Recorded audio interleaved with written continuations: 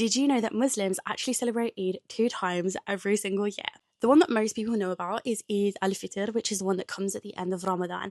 But the second one, which is going to be the first time I'm celebrating this as a Muslim, alhamdulillah, is Eid al-Adha. So Eid al-Adha actually means the festival of the sacrifice, and it marks the end of Hajj, which is the annual pilgrimage to Mecca. Hajj is actually one of the 5 pillars of Islam, and it is obligatory upon Muslims to do it once in their lifetime if they are physically and financially able to do so. But even if we're not able to complete Hajj, we still celebrate Eid al-Adha. And that's because it is deeply rooted in the story of Prophet Ibrahim, or how he's more commonly known from the Bible, Abraham and his son. So it goes that Prophet Ibrahim alayhi salam had a dream from Allah subhanahu wa ta'ala that was telling him he had to sacrifice his son.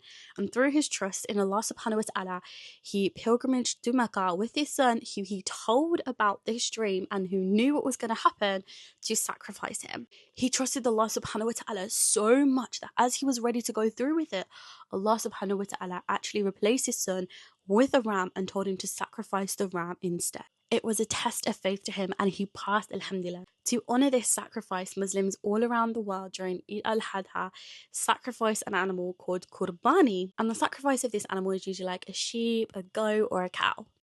And this meat is then shared typically with the poor, and then sometimes it's shared with family and friends or the ummah. But typically, my understanding is that it's mainly shared with the poor. So Eid al-Adha isn't just about celebrating the fact that Prophet Ibrahim alayhi salam passed his test from Allah subhanahu wa ta'ala. It's about charity. It's about providing to those who are in poverty, and it's about reminding ourselves that we are constantly tested from Allah subhanahu wa ta'ala. And it is a reminder to remember the plan of Allah subhanahu wa ta'ala and the importance of it.